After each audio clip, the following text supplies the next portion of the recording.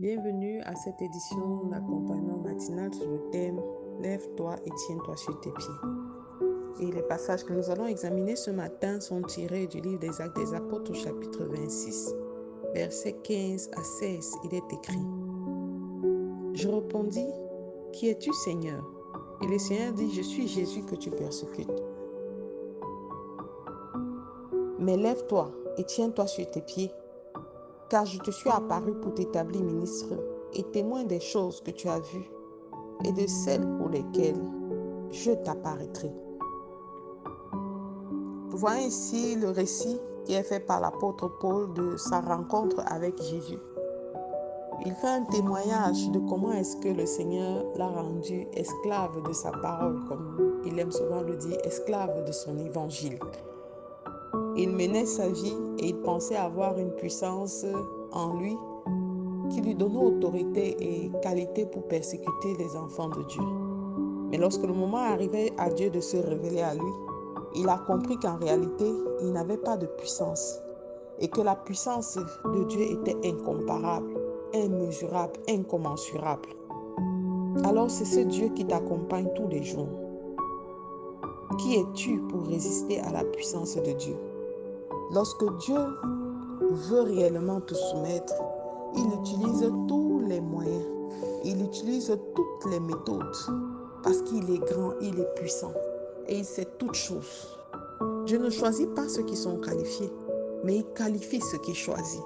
Alors c'est pour ça qu'il pouvait dire à l'apôtre Paul, au verset 16, après s'être révélé à lui, après l'avoir brisé, que lève-toi maintenant et tiens-toi sur tes pieds.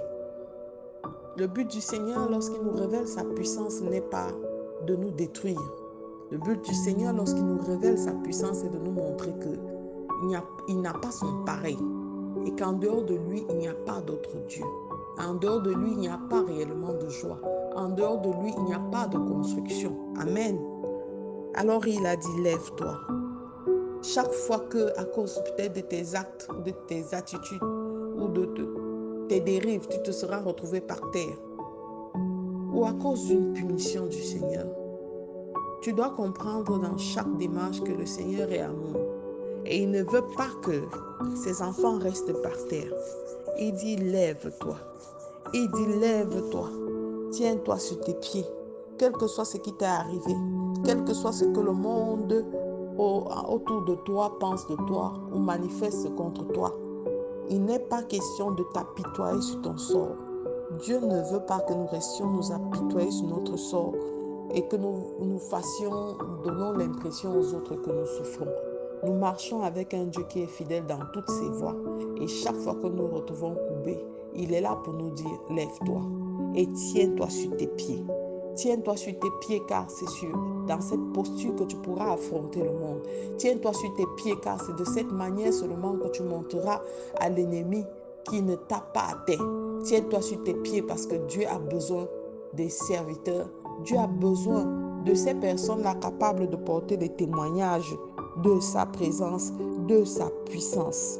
Le Seigneur a dit, la puissance qui agit en moi agit encore en toi aujourd'hui.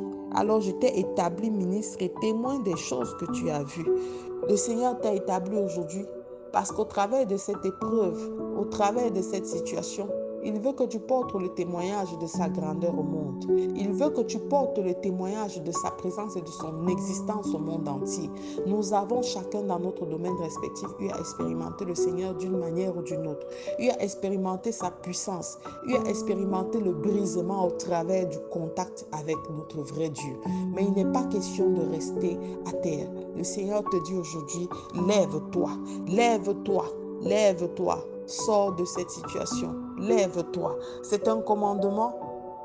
Ce commandement est chargé de guérison. Ce commandement est chargé de restauration.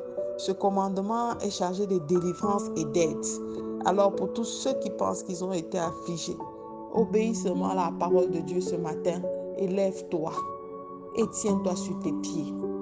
Rien ne pourra réellement t'anéantir tant que Dieu, la puissance de Dieu agit en toi.